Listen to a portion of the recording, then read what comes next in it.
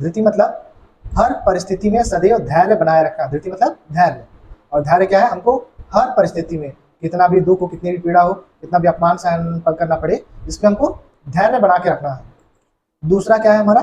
क्षमा, अर्थात निंदा, अपनी निंदा हो रही है या मान अपमान हानि लाभ मिल रहा है हमको, हर स्थिति में हमको सहनशील होना चाहिए, है ना।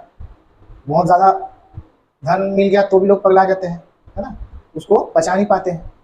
और बहुत ज़्यादा गरीबी है तो उसमें भी आदमी दुखी हो जाता है। तो ऐसा नहीं होना है, उसमें हमको सहनशील होना है ना। कोई हमारी निंदा कर रहा है तो भी उसको क्षमा करना है, अपमान कर रहा है हम उसको क्षमा करना है। तीसरा क्या है?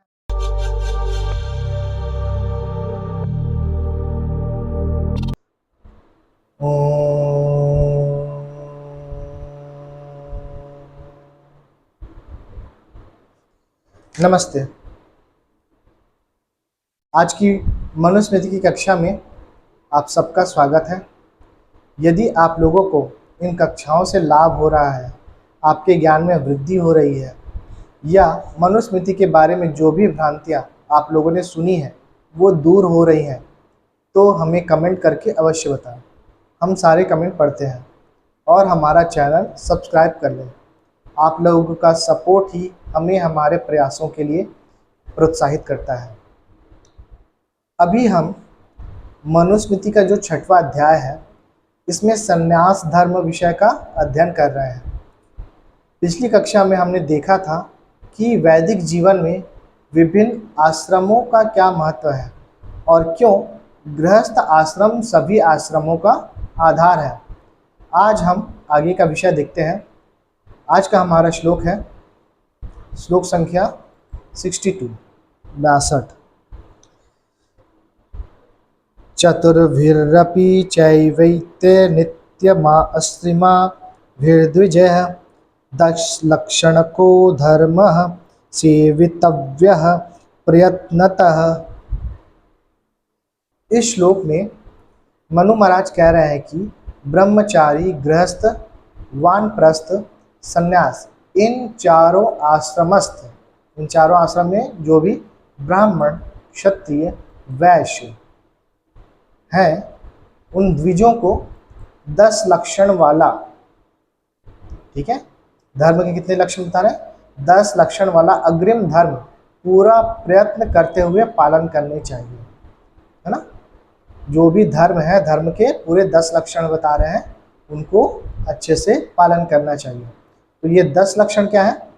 अब धर्म के ये जो 10 लक्षण है, इनको देखते हैं अगले श्लोक में। श्लोक संख्या 63। धृति क्षमा दमो अस्तेयम शौचम इंद्र निग्रह धीर्विद्या सत्यम अक्रोधो दशकम धर्म लक्षणम। ठीक है, तो 10 लक्षण क्या क्या बताए गए हैं?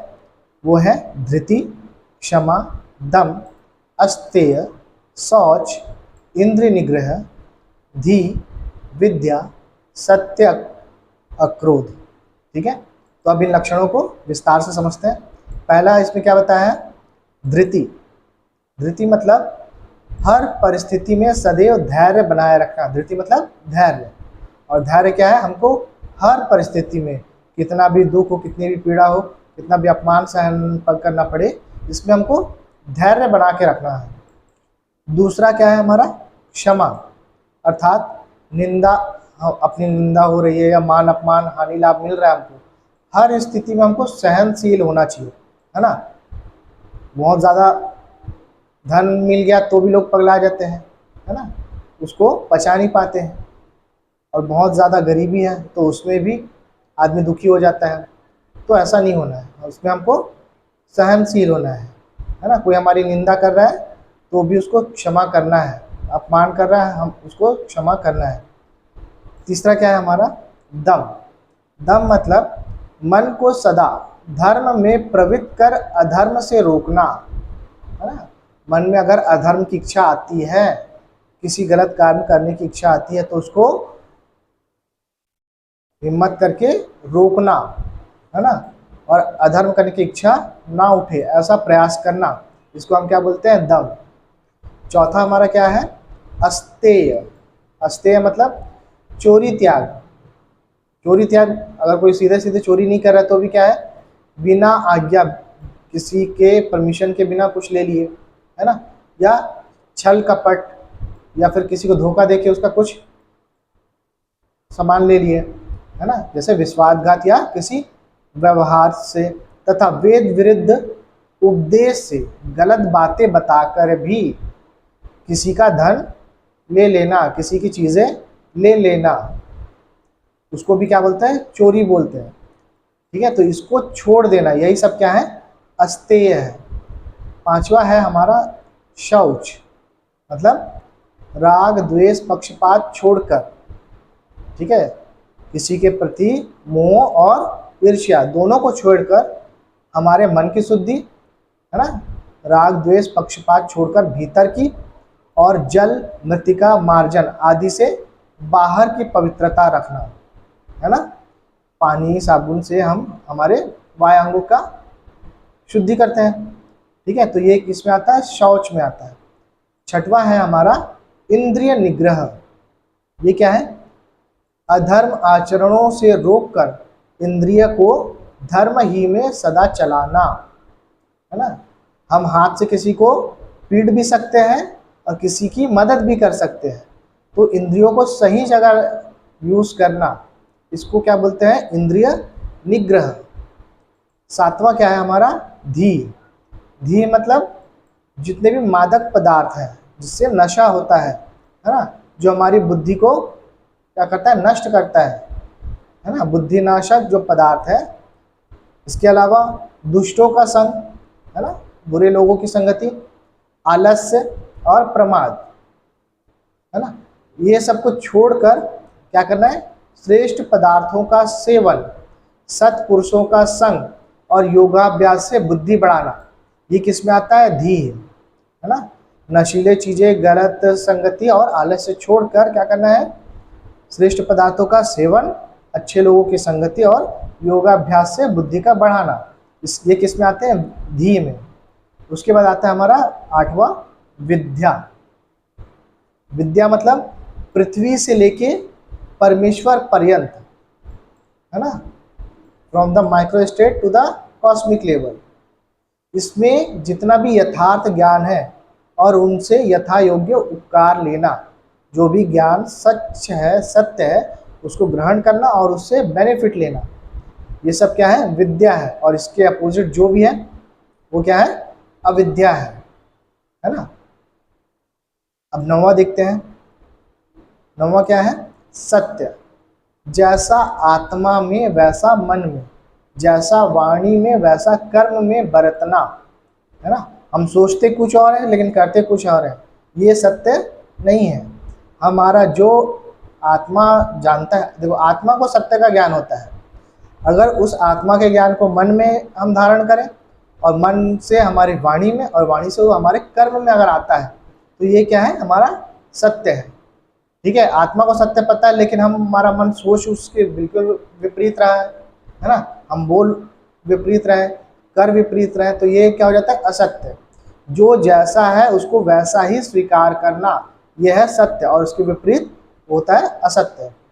ठीक है, जो पदार्थ जैसा है उसको वैसा ही समझना, वैसा ही बोलना, वैसा ही करना, ये सभी क्या है, सत्य है। ठीक है, उसके बाद हमारा 10वां क्या है, अक्रोध। अक्रोध मतलब क्रोधादि दोषों को छोड़कर शांत गुणों को ग्रहण करना, है ना, जो क्रोध वगैरह है उसको छोड़कर शांत रहने का गुण को ग्रहण करना, ये सभी क्या है, ये टोटल 10 क्या है, हमारे धर्म के लक्षण है। ठीक है, अगला श्लोक देखते हैं, श्लोक संख्या 64 10 लक्षणानि धर्मस्य ये विप्रा समधीयते आदित्य चानुवर्तन्ते ते यान्ति परमां गतिम्। अब यहाँ मनु महाराज कह रहे हैं कि धर्म के 10 लक्षणों का जो द्विज अध्ययन मनन करते हैं, है ना, इन 10 लक्षणों को जानते हैं और उनको प्रैक्टिस भी कर रहे हैं और अध्ययन मनन करके इनका पालन करते हुए उत्तम गति को प्राप्त करते हैं। जो धर्म के अनुसार जी रहे हैं, चल रहे हैं, वो उत्तम गति को प्राप्त करते हैं। कहने का तात्पर्य कि केवल पढ़ना ही नहीं बल्कि इन 10 लक्षणों को जीवन में उतारना ही क्या है, हमारा सच्चा धर्म है। अब अगला श्लोक देखते हैं हम लोग, श्लोक संख्या 65। एष व्यो विहतो धर्मो ब्राह्मणस्य चतुर्विधः पुण्यो अक्षफलः प्रीत्य राज्यम धर्मम निबोधत।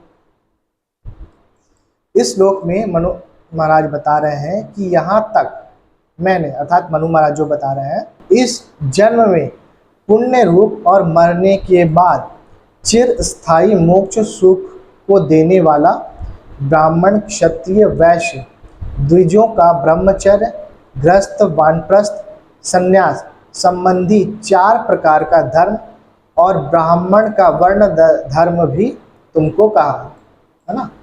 जो सप्तऋषि आकर पूछ रहे थे मनु महाराज से, तो यहाँ पर ये जो 6वां अध्याय है इसको कंक्लूड करते हुए मनु महाराज कह रहे हैं कि इस 6वें अध्याय तक उन्होंने चारों आश्रम के और चारों वर्णों के लिए जो धर्म है वो बता रहे हैं। अब यहाँ से आगे क्या बताने वाले हैं, अब राजा और क्षत्रिय वर्ण वालों का धर्म आगे सुनिए। यहाँ तक हमने क्या देखा, आश्रम धर्म देखा। अब पर्टिकुलरली जो वर्ण है हमारा, जिसमें राजा और क्षत्रिय हैं, उसके धर्म के बारे में वो आगे बताने वाले हैं, जो हमारा क्या होगा, हमारा 7वां अध्याय है। ठीक है, तो यहाँ पर जो हमारा 6ठा अध्याय है उसका समापन हो रहा है। यहाँ तक के अध्यायों में हमने चारों आश्रम और उनका आश्रम धर्म का अध्ययन किया। अब 7वें अध्याय में हम राजाओं और क्षत्रियों के धर्म का अध्ययन करेंगे। तो आज की कक्षा को हम यहीं विराम देते हैं।